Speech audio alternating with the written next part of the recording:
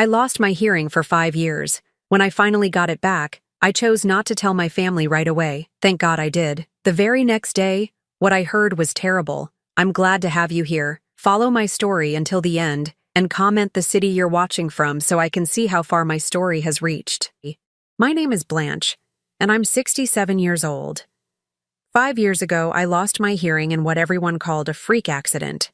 I was cleaning Harold's study when the old wooden ladder gave way beneath me. The fall wasn't what took my hearing. It was the way my head struck the corner of his mahogany desk. The doctor said the trauma damaged something delicate in my inner ear, something that couldn't be fixed. Or so we all believed. Harold, my husband of 42 years, became my voice to the world.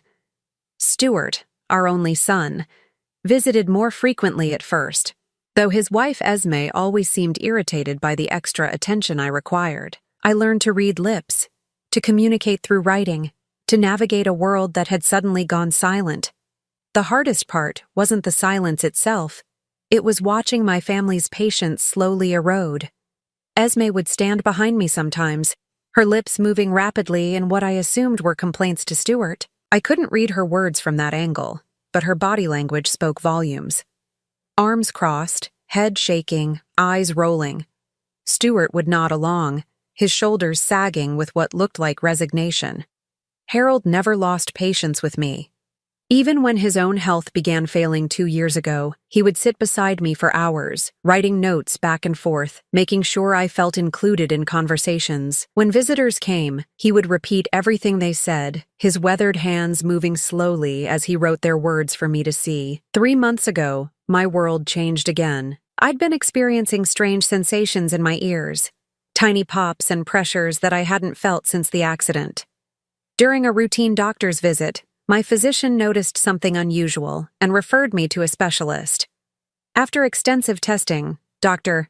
Morrison delivered news that should have been wonderful. A new surgical procedure had been developed that could potentially restore my hearing. The surgery was experimental, expensive, and came with no guarantees. Harold and I decided to try it anyway. What did we have to lose? 2 weeks after the procedure, sitting in our garden on a Tuesday morning, I heard it, the sound of birds singing, soft at first, like a distant memory, then clearer and clearer, until tears streamed down my face. I could hear again, but something made me hesitate before sharing this miracle with my family. Maybe it was the way Esme had been looking at me lately, or how Stuart's visits had become shorter and more perfunctory. I decided to wait, to observe, to understand what my 5 years of silence might have revealed about the people I loved most. Harold died 3 weeks later, a heart attack in his sleep, peaceful and sudden. I was devastated, but also grateful that he'd lived to see my hearing restored, even if only I knew about it. The funeral was yesterday, Holy Cross Cemetery, where Harold had chosen a plot beside his parents. The service was beautiful. Pastor Williams spoke about Harold's kindness, his devotion to family, his 40 years as a pharmacist serving our community.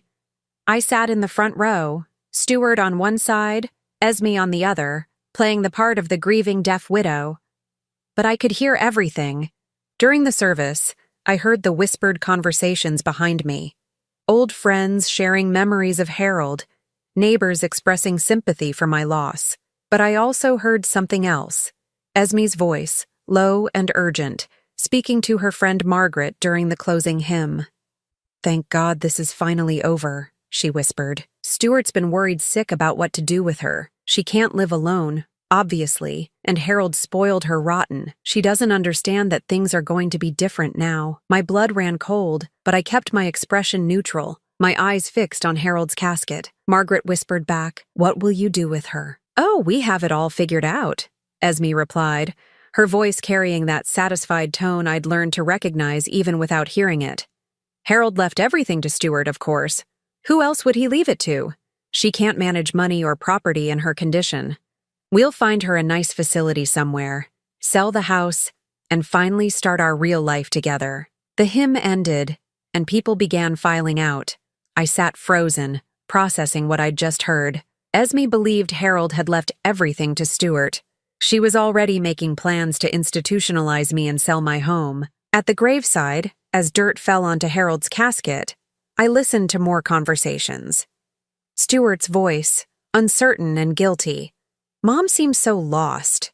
Maybe we should wait before making any big decisions. Esme's response was sharp. She'll adjust. She has to. We can't put our lives on hold forever, Stuart. Your father understood that. Why do you think he arranged things the way he did? After the burial, people gathered at our house, my house, though Esme clearly didn't see it that way. I moved through the rooms like a ghost, accepting condolences I could now hear clearly. Most people spoke directly to Stuart or Esme, as if my deafness made me invisible. But I was listening to everything. In the kitchen, while I sat at the table looking appropriately vacant, Esme spoke to her sister on the phone. No, she doesn't suspect anything. How could she? She can barely function on her own. Stuart feels guilty, but he knows I'm right. The woman can't even hear a smoke alarm. What if there's a fire? What if she falls again? We'd be liable. Her sister's voice was too quiet for me to catch, but Esme's response chilled me. Of course we'll be respectful about it. We're not monsters. But Harold's gone now, and somebody has to make the practical decisions. She certainly can't. As the last guest left, I retreated to my bedroom, claiming exhaustion. But I could hear Stuart and Esme in the living room below, their voices carrying up through the old house's thin floors. I still think we should give it more time, Stuart was saying. She's grieving. We're all grieving. Time won't change the facts, Esme replied. She's 67, deaf, and alone. The longer we wait, the harder it'll be for everyone. Your father knew this day would come. That's why he made sure you'd inherit everything. But what if she doesn't want to leave the house? Esme's laugh was cold. Want? Stuart?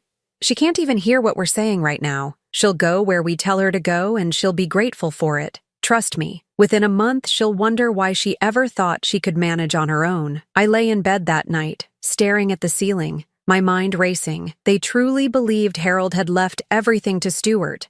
They were already planning my future without my consent, treating me like a burden to be managed, rather than a person with rights and choices. But there was something they didn't know, something only Harold and I knew. The will they were counting on wasn't the real one. The morning after Harold's funeral, I woke to the sound of Esme's voice in my kitchen. She was on the phone again, her tone brisk and businesslike. Yes, I understand the process takes time, but we need to move quickly. She's not getting any younger, and frankly, she's becoming more confused every day. I crept to the top of the stairs, careful to avoid the creaky floorboard that had betrayed many midnight trips over the years. From there, I could see into the kitchen where Esme sat at my table, a notepad in front of her, completely at ease in what she clearly considered her new domain. Assisted living would be ideal, she continued, but honestly, she might need more care than that. She doesn't respond when people talk to her, seems lost most of the time. I'm worried about her mental state on top of the hearing loss. My hands gripped the banister. She was describing me as if I were senile, painting a picture of a woman too incompetent to make her own decisions. Stuart? Oh, he agrees completely. He's just emotional right now. You know how men get when they lose their fathers. But he knows I'm right. Someone has to think practically about these things. The person on the other end must have asked a question because Esme's voice grew sharper. Of course she'll resist at first. They always do. But she doesn't really have a choice, does she? Harold left everything to Stuart precisely because he knew she couldn't handle the responsibility. The man spent 42 years watching her depend on him for everything. He wasn't going to burden her with financial decisions in her condition. I had to press my hand over my mouth to keep from gasping. The lies came so easily to her, delivered with such conviction that anyone listening would believe she was describing a helpless invalid, rather than a woman who had managed their household finances for decades, while Harold focused on his pharmacy. Stuart's voice joined the conversation as he entered the kitchen. Any word from the lawyer about when we can start going through Dad's papers? Mr. Peterson said we should wait until after the reading of the will, Esme replied. But that's just a formality. Your father made his intentions very clear. I still feel weird about this, Stuart admitted. Maybe we should talk to Mom first. Explain what we're thinking. Esme's laugh was sharp and dismissive. Explain to her? Stuart, she can't hear us. And even if she could, do you really think she'd understand the complexity of estate management? Property taxes, investments, maintenance costs? She's been sheltered from all of that her entire adult life. She's not stupid, Esme. I never said she was stupid, but she's dependent, and dependency becomes more pronounced with age and disability. Your father knew that. Why do you think he never taught her about the finances? He was protecting her from responsibilities she couldn't handle. I wanted to scream. Harold had tried to teach me about our investments, had insisted I be involved in major financial decisions. I was the one who had managed our household budget, who had negotiated with contractors, who had researched and chosen our insurance policies, but apparently Esme had never bothered to notice any of that. Besides, she continued, what kind of life would she have rattling around in this big house all alone? She'd be isolated, vulnerable. At Sunset Manor, she'd have company, activities, professional care. She'd probably be happier. Sunset Manor. I knew that place. A grim facility on the outskirts of town where families deposited elderly relatives they couldn't be bothered to visit. The rooms were tiny, the food was terrible, and the staff was overworked and underpaid. I'd driven past it countless times, always feeling sorry for the residents sitting by the windows, looking out at a world that had moved on without them. And the house? Stuart asked. Would sell quickly in this market. This neighborhood is very desirable now. We could probably get enough to cover her care for years and still have a substantial amount left over. As if my needs were just an inconvenience to be calculated and minimized. I heard Stuart sigh heavily. I just wish Dad had talked to me about all this before he died. Oh, sweetheart, he tried. You just weren't ready to hear it. Remember last Christmas when he pulled you aside? He was worried about what would happen to your mother if something happened to him. He knew you'd need to make difficult decisions. That was a lie. Last Christmas, Harold had pulled Stuart aside to ask him to be more patient with me, to understand that my hearing loss made social situations difficult. He'd never mentioned anything about institutionalizing me or taking over my affairs. But Stuart wouldn't remember it that way now. Grief had a way of reshaping memories, and Esme was an expert at subtle manipulation. The important thing, Esme continued, is that we're doing what's best for everyone. Your mother will be safe and cared for. We can finally start our own family without worrying about elder care, and your father's legacy will be preserved. Their own family. I hadn't known they were trying to have children, but it explained a lot about Esme's urgency to clear me out of the picture. I suppose you're right, Stuart said finally. It's just, she seems so small and lost without Dad. That's exactly why she needs professional care. Grief affects people differently, especially at her age and with her limitations. We can't be expected to provide round-the-clock supervision. I retreated to my bedroom, my heart pounding with rage and betrayal. They were so confident, so certain of their plan. Stuart genuinely believed he was acting in my best interest, while Esme orchestrated my exile with the skill of a master manipulator. But there was something they didn't know. I walked to my closet and pushed aside the old winter coats to reveal the small safe Harold had installed years ago. My fingers remembered the combination, our wedding date. Inside, beneath some old jewelry and important papers, was a manila envelope marked Last Will and Testament, Harold Matthews, Original. I pulled it out with trembling hands, though I'd read it dozens of times since Harold's death. The real will, the one only Harold and I knew about, told a very different story from the one Esme was so confidently sharing. Harold had indeed updated his will 3 months before his death, right after my hearing surgery, in fact. But instead of leaving everything to Stuart, as Esme assumed, he had left everything to me. The house, the savings accounts, his life insurance, his retirement funds, all of it was mine. More importantly, the will contained specific language Harold had insisted upon. I am of sound mind and have observed that my wife Blanche Matthews remains mentally competent and capable of managing her own affairs despite her hearing impairment. Any attempt to declare her incompetent or to place her in institutional care against her will should be viewed as contrary to my wishes and potentially fraudulent. Harold had suspected something like this might happen. He'd seen how Esme looked at our home, heard her casual comments about how much the house must be worth, noticed her growing impatience with the demands of caring for family. He'd protected me in the only way he could, by making sure I had the legal and financial means to protect myself. The will also contained one more crucial provision. If Stuart challenged the will or attempted to have me declared incompetent, his inheritance would be reduced to a token amount, with the bulk of the estate going to the local hospital's charity fund.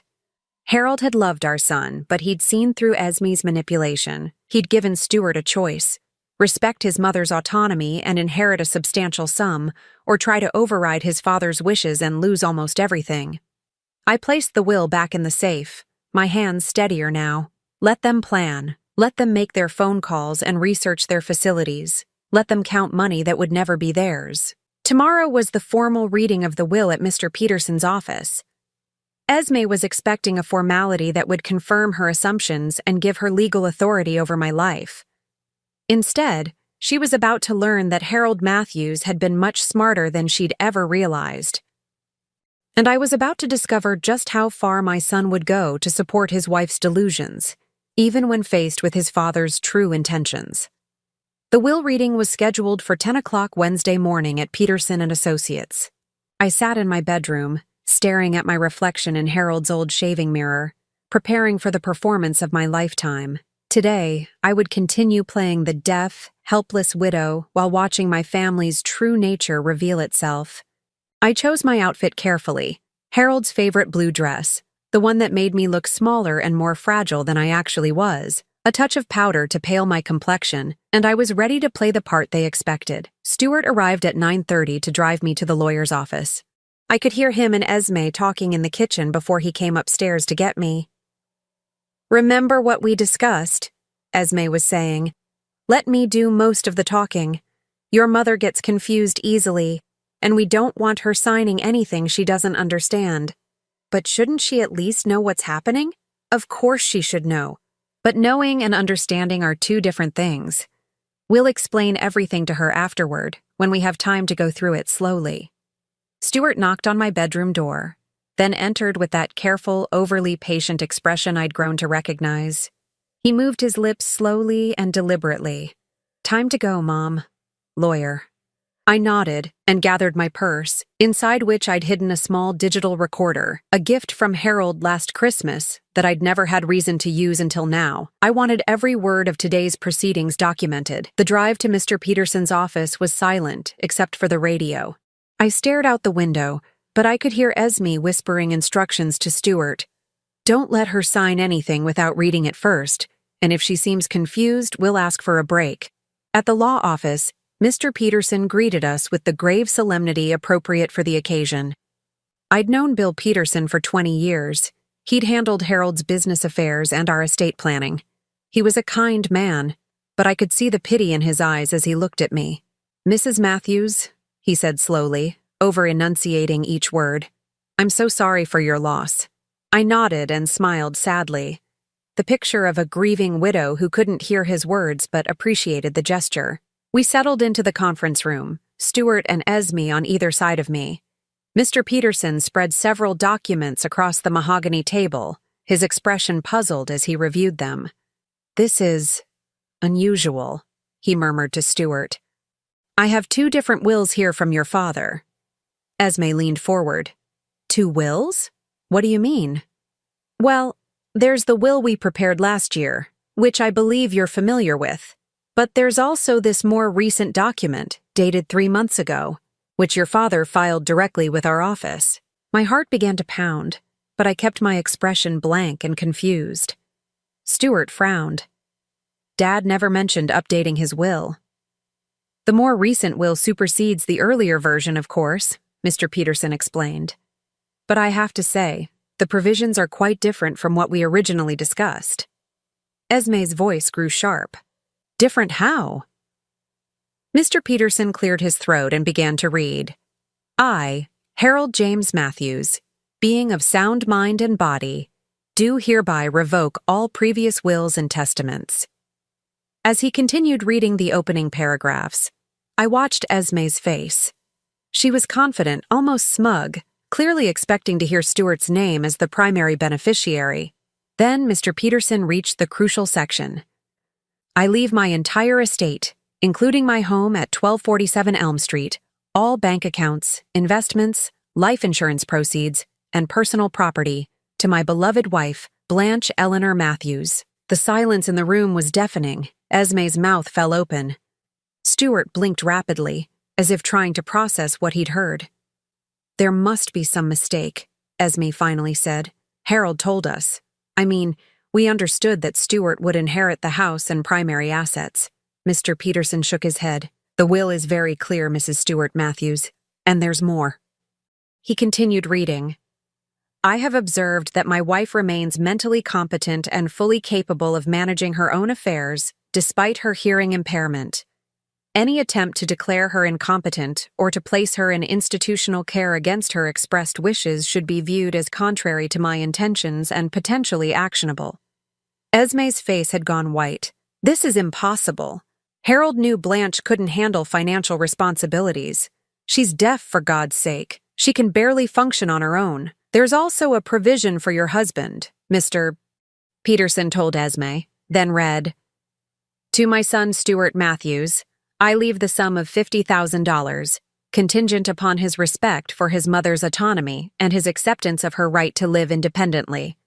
Should he challenge this will or attempt to have his mother declared incompetent, this bequest shall be reduced to $1, with the remainder of my estate going to St. Mary's Hospital Charity Fund. The room fell silent again. I could practically hear Esme's mind racing, trying to figure out how to salvage her plans. Stuart finally spoke. I don't understand. Dad never said anything about this to me. Your father came to our office privately 3 months ago, Mr. Peterson explained. He said he wanted to ensure your mother would be protected and have the means to live independently. He was very specific about the language regarding her competency. Esme's voice was strained. But she can't live alone. She's deaf. What if there's an emergency? What if she falls? What if someone tries to take advantage of her? Mr. Peterson looked at me with concern. Mrs. Matthews, do you understand what we've just read? Do you have any questions about your inheritance? I stared at him blankly, tilting my head as if trying to read his lips. Then I looked at Stuart with confusion. My performance picture perfect. Stuart sighed heavily. She doesn't understand, Mr. Peterson. She's been like this since Dad died, even more withdrawn than usual. Perhaps we should arrange for a competency evaluation, Esme suggested quickly. Just to be safe. I'm sure Harold would have wanted safeguards in place. Mr. Peterson frowned. Mrs. Stuart Matthews, your father-in-law specifically included language to prevent such evaluations unless Mrs. Matthews herself requests one. He was very concerned about protecting her from external pressures. I watched Esme's jaw clench.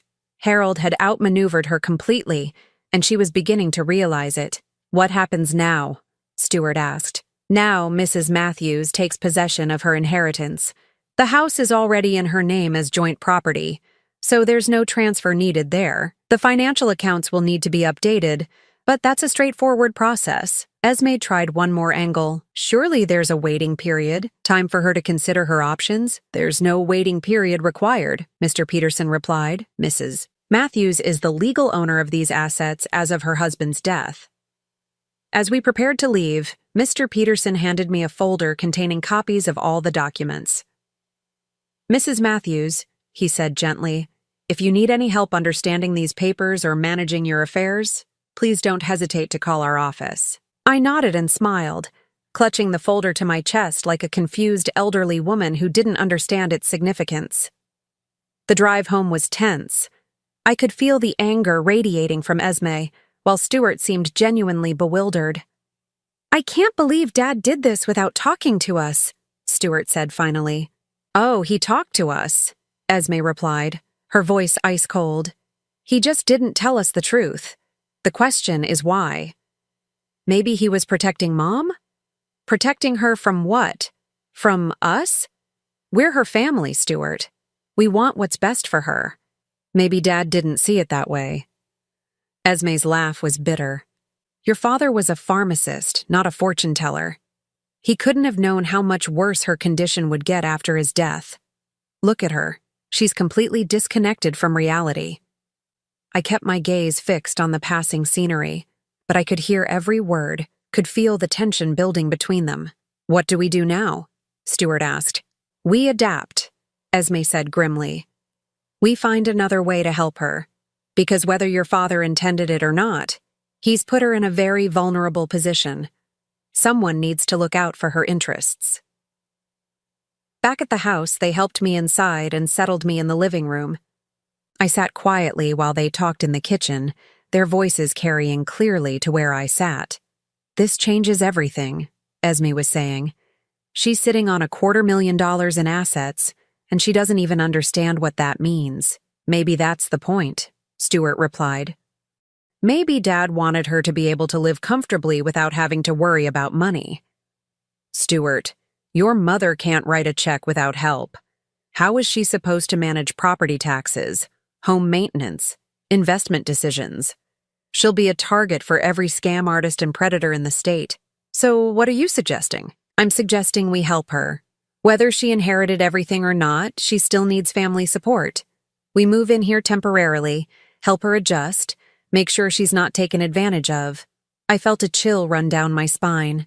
They couldn't control the inheritance, so now they wanted to control me directly. "Move in here?" Stuart sounded uncertain. "Just temporarily, until she gets her bearings. This house is huge. There's plenty of room. And think about it. If something happens to her, if she gets confused and signs something she shouldn't, or if someone convinces her to change her will, what then? At least if we're here, we can protect her." Protect me. The word tasted like poison in my mind. "I suppose it makes sense," Stuart said slowly. "She shouldn't be alone right now." "Exactly. And Stuart, your father may have left her the money, but he still left you $50,000. That's nothing to sneeze at. We can use that to help with her care, make some improvements to the house, maybe hire someone to help with the heavy work." I closed my eyes, understanding their new plan perfectly. They couldn't inherit my money, so they would position themselves as my caretakers and protectors. They would move into my house, spend my inheritance on improvements for my benefit, and slowly take control of every aspect of my life. And because I was supposedly deaf and increasingly confused, no one would question their authority to make decisions for me. But they had made one crucial mistake. They had no idea I could hear every word they said. By Friday, Esme had orchestrated their move into my house with military precision. I watched from my bedroom window as Stuart carried boxes and suitcases from their car, his movements hesitant and uncomfortable. Esme, however, directed the operation like a general claiming conquered territory. "Put our things in the master bedroom," I heard her tell Stuart. "Your mother can move to the smaller room down the hall. It'll be easier for her. Less space to get confused in." My master bedroom. The room I'd shared with Harold for over 40 years, where I'd nursed him through his final illness, where his scent still lingered on the pillows.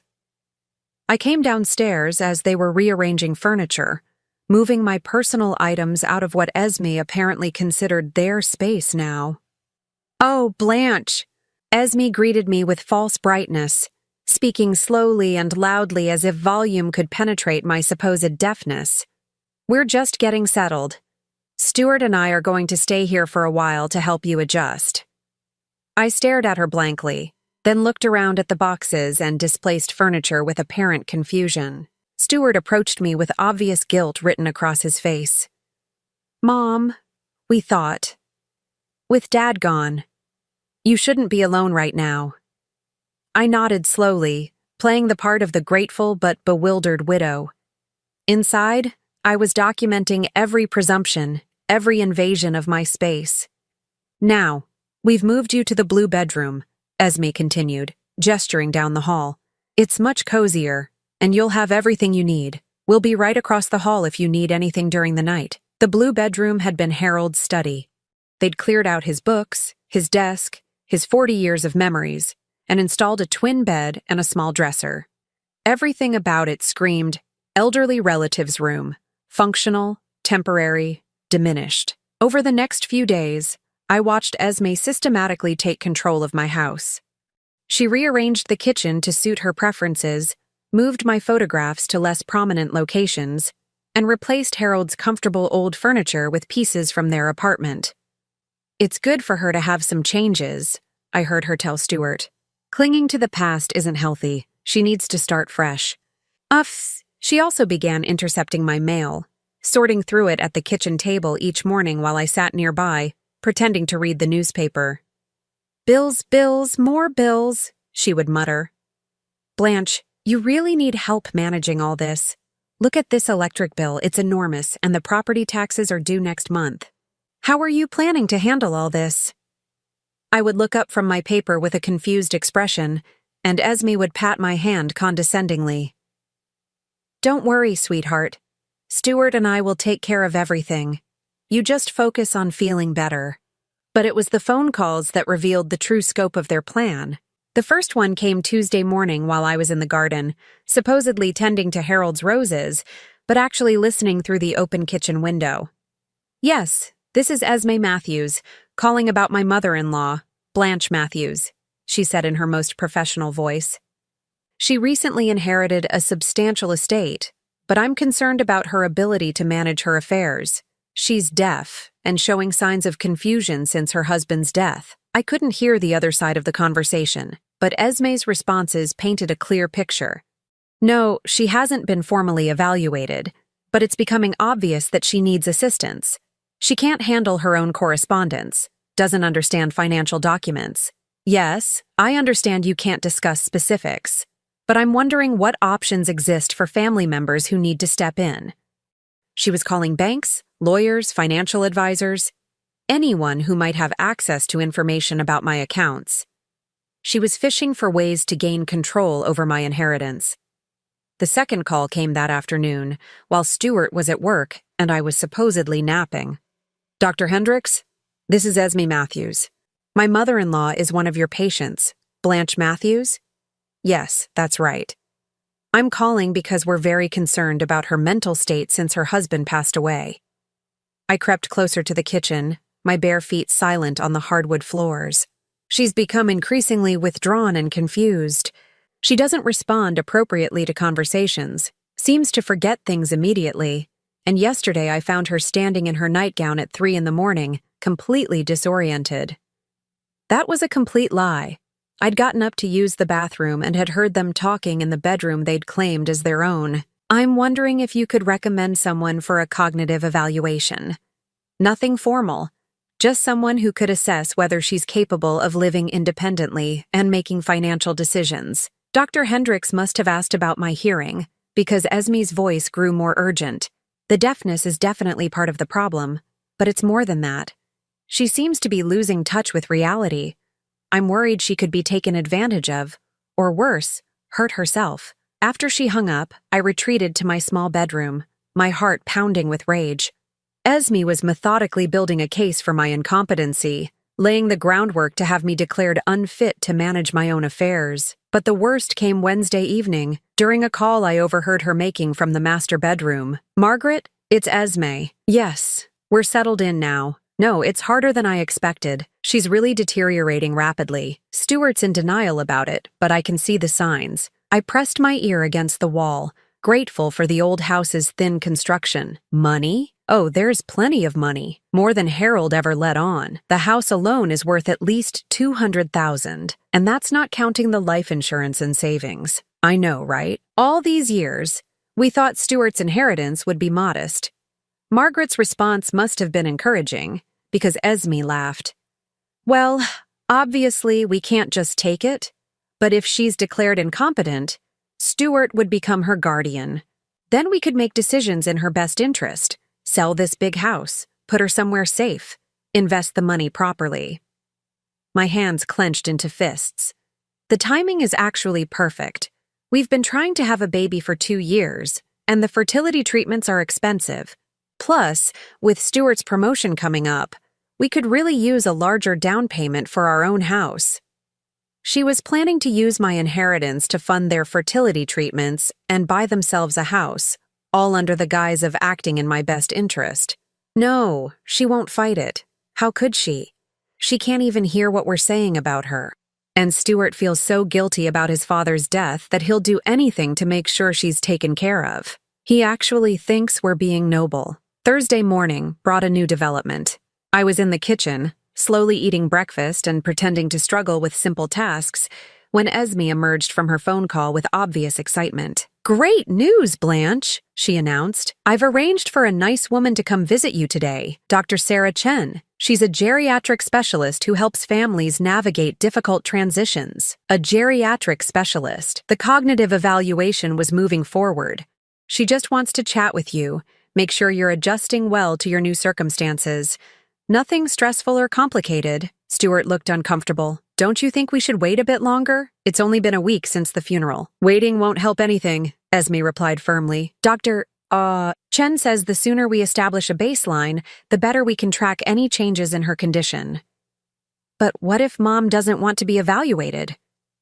Esme's smile was cold. "Stuart, look at her.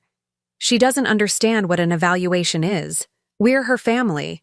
It's our responsibility to make sure she gets proper care." I continued eating my toast, chewing slowly and staring at the table as if I couldn't hear their conversation about my future. But inside, I was calculating. Dr. Chen would arrive this afternoon. She would ask me questions, observe my responses, and write a report that Esme would use to justify taking control of my life. Unless I was ready for her, I excused myself and went to my small bedroom, where I retrieved the digital recorder from my purse. For the past week, I'd been documenting every conversation, every lie, every manipulation. I had hours of recordings proving that Esme was deliberately misrepresenting my condition and plotting to steal my inheritance.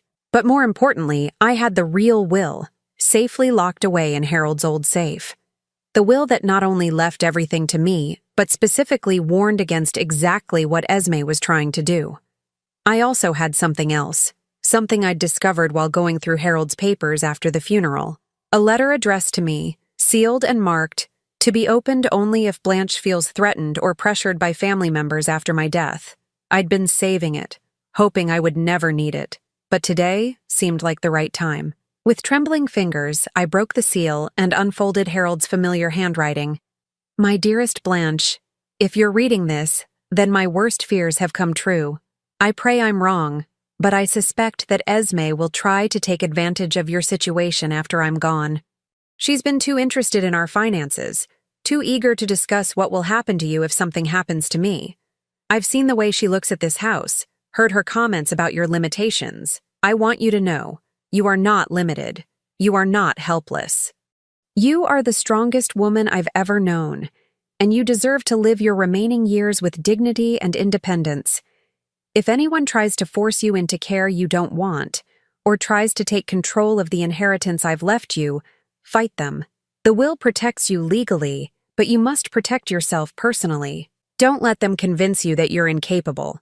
Don't let them steal the life we built together. You have more strength than they realize. Use it. All my love, Harold."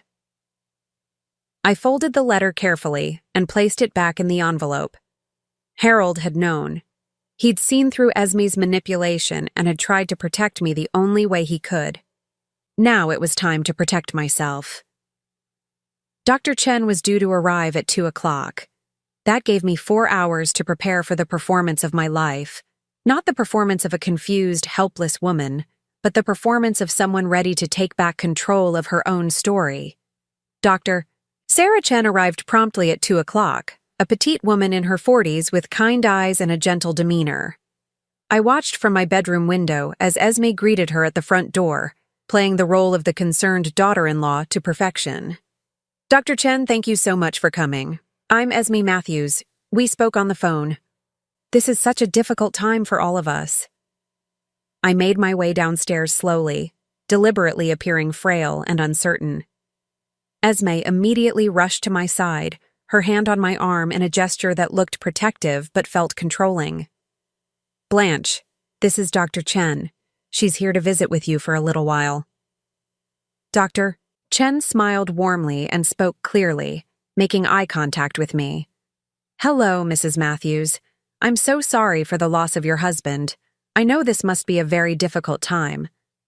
I stared at her blankly, tilting my head as if straining to understand.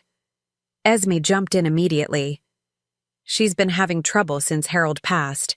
much more withdrawn than usual, and she seems confused about daily routines. Yesterday, I found her trying to set the table for 2 people. That was another lie. I had indeed set 2 places out of habit, then caught myself and removed Harold's setting. It was a normal part of grief, not evidence of cognitive decline. "Why don't we sit down and chat?" Dr. Chen suggested, settling into Harold's old armchair. Esme positioned herself on the couch where she could see both of us, clearly intending to monitor every word. "Mrs. Matthews, can you tell me what day it is today?" I looked confused and glanced toward Esme, who immediately answered for me. "She's lost track of time since the funeral. I have to remind her to eat most days." Dr. Chen made a note, then tried again. "Mrs. Matthews, can you tell me your full name?"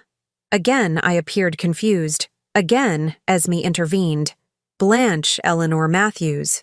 But she doesn't always respond when you say her name anymore." This continued for several minutes, Dr. Chen asking simple questions, me appearing bewildered, and Esme providing explanations that painted me as increasingly incompetent. I could see Dr. Chen growing concerned, not just about my supposed condition, but about the family dynamic she was observing. "Mrs. Matthews," Dr. Chen said gently, "would it be possible for us to speak privately for a few minutes?" Esme stiffened. "Oh, I don't think that's necessary. Blanche gets anxious when left alone with strangers. I should stay to help interpret if she doesn't understand something. I appreciate your concern, Dr. Chen replied diplomatically. "But it's standard practice for me to spend at least a few minutes alone with my patients." "But she can't hear you properly. How will you communicate?" "I have experience working with hearing-impaired patients. We'll manage." Reluctantly, Esme left the room, but I could hear her hovering just outside the door. Dr. Chen waited a moment, then leaned forward and spoke quietly. "Mrs. Matthews, I want you to know that anything you say to me is confidential. Your daughter-in-law seems very concerned about you, but I'd like to hear from you directly. How are you feeling?" I maintained my confused expression, but something in Dr. Chen's eyes made me pause. There was intelligence there, and perhaps suspicion about what she'd just witnessed. She tried a different approach. "Mrs. Matthews, I'm going to ask you some questions, and I want you to nod if you understand, even if you can't hear me perfectly. Do you know where you are right now?" I nodded slowly. "Do you know what month it is?" Another nod. "Are you comfortable with your current living situation?" I hesitated, then slowly shook my head. Dr. Chen made several notes, then did something unexpected. She pulled out her phone and opened the note-taking app, typing a message and showing me the screen. "Are you afraid of your daughter-in-law?" My heart raced. This woman was sharper than Esme had anticipated. I looked toward the door, then back at the phone, and nodded slightly. Dr. Chen typed another message. "Do you feel pressured to appear more confused than you actually are?" I stared at the screen for a long moment. This was it. The moment I had to decide whether to continue my charade or trust this stranger with the truth. Harold's letter echoed in my mind. "You have more strength than they realize. Use it." I nodded again, more firmly this time. Dr. Chen's expression shifted to one of understanding and concern. She typed rapidly, "I need to complete this evaluation as your family requested, but I want you to know that you have rights. No one can force you into care you don't want. Do you understand?" I nodded, and for the first time in days, I felt a spark of hope. When Esme returned to the room, Dr. Chen's demeanor was professional but notably cooler. "I think I have what I need for now. Mrs. Matthews, thank you for your time." "So?" Esme asked eagerly. "What's your assessment? Should we be looking into care facilities?" "I'll need to review my notes and prepare a formal report," Dr. Chen replied carefully. "These things take time, but surely you can give us some preliminary thoughts. We're very concerned about her safety." Dr. Chen stood, gathering her papers. "Mrs. Matthews, I'll be in touch soon. In the meantime, I want you to know that there are resources available if you need them." After Dr. Chen left, Esme was clearly frustrated by the lack of immediate validation for her plans. She seemed very cautious, she complained to Stuart when he came home from work. "Maybe that's a good thing," Stuart replied. "Maybe we're rushing this. Stuart, your mother could hurt herself. What if she falls down the stairs? What if she forgets to turn off the stove? We can't watch her 24 hours a day." That evening, As they discussed my future in their bedroom, I made a decision. I couldn't wait for Dr. Chen's report, or hope that Stuart would find the courage to stand up to his wife. It was time to take control of my own situation. The next morning, I waited until Esme left for her yoga class and Stuart departed for work. Then I called a taxi and asked the driver to take me to Peterson and Associates. Mr. Peterson was surprised to see me alone. "Mrs. Matthews, is everything all right? Where are Stuart and Esme?" I sat down across from his desk and, for the first time in weeks, spoke in my normal voice. "Mr. Peterson, I need your help. And I need you to know that I can hear perfectly well." His eyes widened in shock. "You can hear? But your family said." "My family doesn't know that my hearing was restored before Harold died. They've been planning my future based on assumptions that are no longer true, and those plans don't include my consent or my best interests." I explained everything.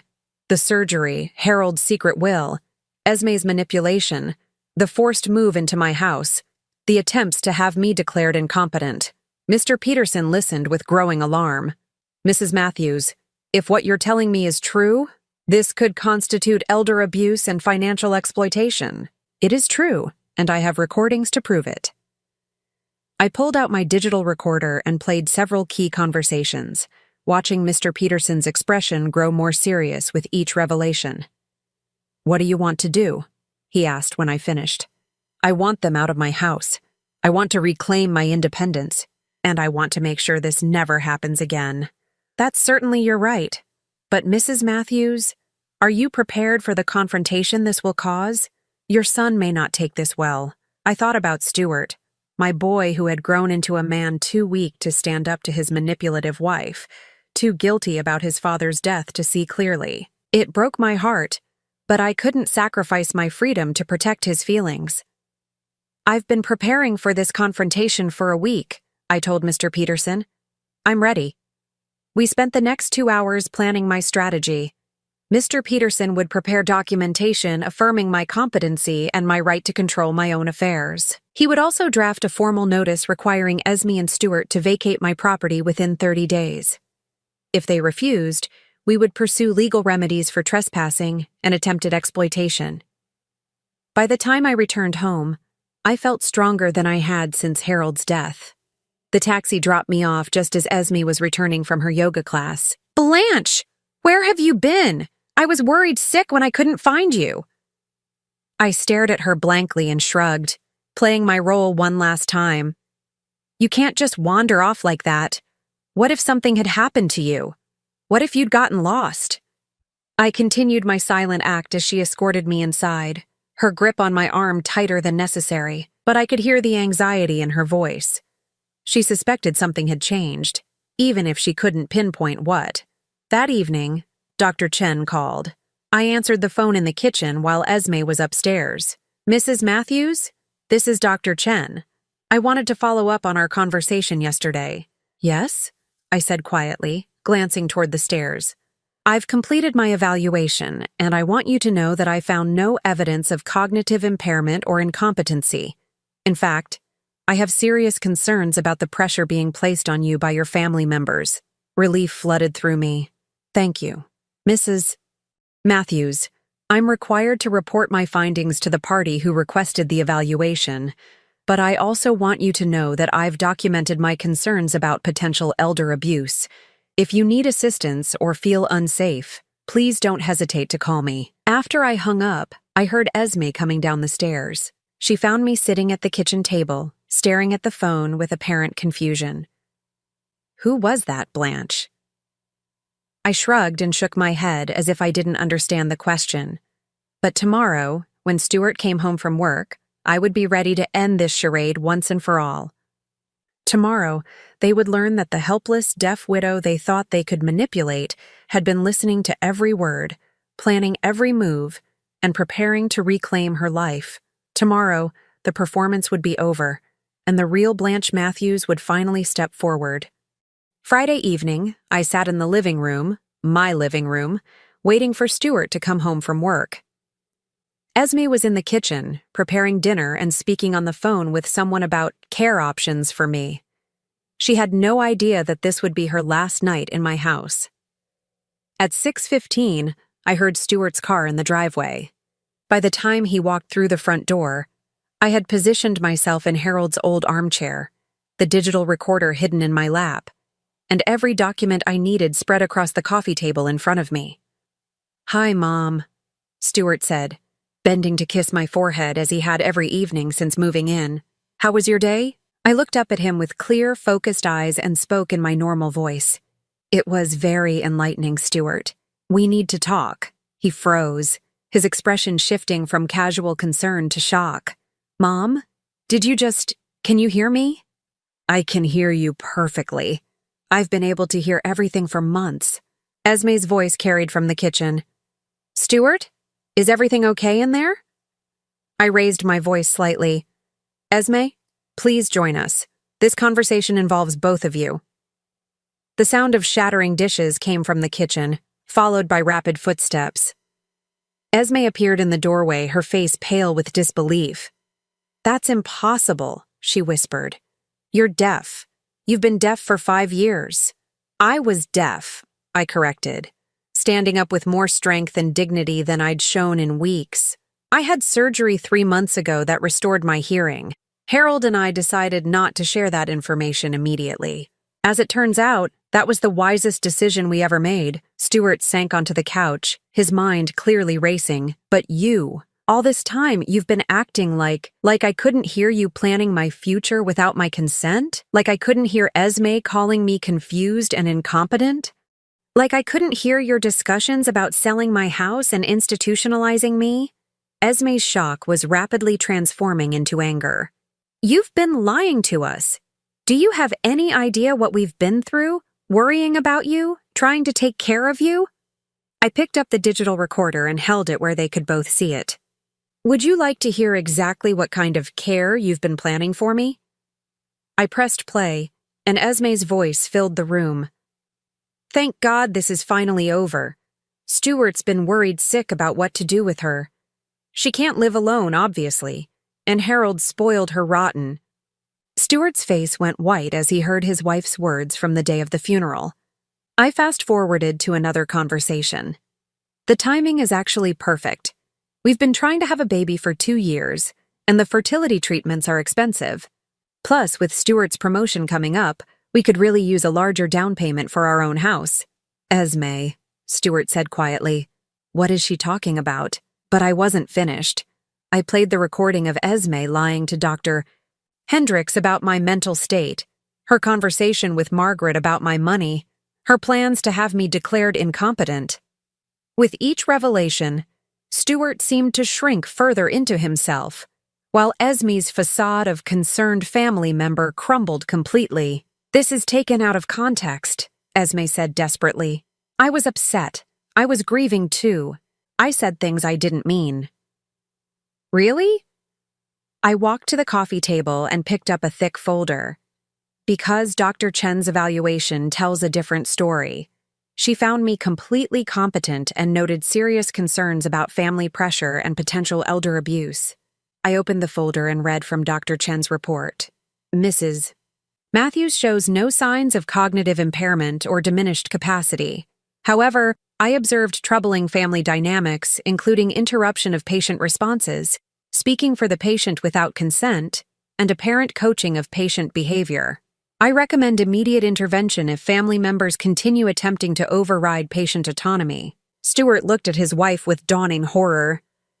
"Esme, is this true? Have you been lying about Mom's condition?" "Stuart, you've seen how she's been acting, confused, withdrawn." "Because I was grieving," I interrupted.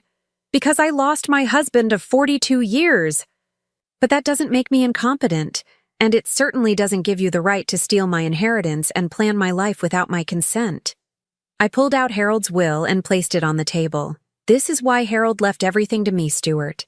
Not because he didn't love you, but because he saw what was happening. He knew Esme was already planning for his death, already calculating the value of our assets." Stuart picked up the will with trembling hands, reading the section about protecting me from family pressure and potential exploitation. "Dad knew?" he whispered. "Your father was a wise man. He saw through Esme's manipulation even when you couldn't." Esme's composure finally snapped completely. This is ridiculous. Stuart, she's been lying to us for weeks. How can you trust anything she says? Because, Stuart said slowly, everything she's saying makes sense. The way you pushed for the evaluation, the way you insisted we move in here, the way you've been making all these plans. He looked at his wife as if seeing her clearly for the first time. My God, Esme, what have you done? I've been trying to protect her. Someone had to think practically about her future. By lying about her mental state, by planning to steal her inheritance, it's not stealing if it's in her best interest. I stepped forward, my voice calm but firm. That's not your decision to make, Esme. It never was. I walked to the front closet and retrieved 2 suitcases, the ones they'd brought when they moved in just 1 week ago. I want you both out of my house tonight. Stuart's face crumpled. Mom, please. Let me explain. There's nothing to explain, Stuart. You chose to support your wife's lies and manipulation instead of defending your mother. You moved into my house, took over my bedroom, and planned my institutionalization without ever once asking what I wanted. But we thought we were helping. No, you thought you were inheriting my money. When that didn't work out, you decided to control me instead. I handed the suitcases to Stuart. You have 1 hour to pack your belongings and leave. If you're not gone by 8 o'clock, I'll call the police and have you removed for trespassing. Esme found her voice again. You can't do this. We have nowhere to go. You have your apartment. You have your jobs. You have the $50,000 Harold left Stuart, assuming he doesn't contest the will and lose even that. This is insane, Esme shouted. Stuart, are you going to let her throw us out like this? Stuart looked between his wife and his mother, his face torn with conflict. Esme, maybe we should go. Maybe Mom needs some space. Space? Stuart, she's been lying to us. She's been recording our private conversations. This is vindictive and cruel. I felt a moment of sadness for my son, caught between his manipulative wife and the reality of what they'd tried to do to me. But my sympathy only went so far. Stuart, I said gently, you're my son, and I love you. But I won't be controlled or exploited, even by family, especially by family. He nodded slowly, tears in his eyes. I'm sorry, Mom. I thought we were doing the right thing. I know you did. That's what makes this so sad. It took them 45 minutes to pack their belongings. I watched from the living room as they carried boxes and suitcases to their car. Esme's face twisted with rage while Stuart moved like a man in a daze. Before they left, Stuart came back inside one last time. Mom, can we talk sometime? When things calm down? I looked at my son, this man I'd raised and loved, who had been so easily manipulated into betraying me, and felt a complex mix of love, disappointment, and hope. When you're ready to have an honest conversation about what happened here, and when you're ready to accept that I'm a competent adult who deserves respect, then yes, we can talk. He nodded and turned to leave, then stopped. I really am sorry. I know you are, Stuart. The question is whether you're sorry enough to change. After they left, I walked through my house, truly my house again, reclaiming each room. I moved my belongings back into the master bedroom, returned Harold's photographs to their proper places, and restored the furniture to where it belonged. In Harold's study, I found the letter he'd left for me and read it again. You have more strength than they realize. Use it. I had used it. I had protected myself, reclaimed my independence, and refused to be victimized by the people who should have protected me. The next morning, I called Mr. Peterson to let him know the situation was resolved. Then I called Dr. Chen to thank her for her support and professional integrity. But the most important call I made was to my sister Rose in California, a relationship I'd let lapse over the years because Esme had always found reasons why we were too busy for family visits. Blanche? Rose's voice was filled with warmth and surprise. I was so sorry to hear about Harold. How are you holding up? I'm doing better than anyone expected, I told her. In fact, I was wondering if you'd like a visitor. I have some traveling to catch up on. 3 months later, I'm writing this from Rose's porch in San Diego, watching the sunset over the Pacific Ocean. I sold the big house in Sacramento. Too many memories. And I wanted something smaller and more manageable. I bought a lovely little cottage near Rose, Close enough for family dinners, but far enough for independence. Stuart calls occasionally. We're working on rebuilding our relationship, but it's slow going.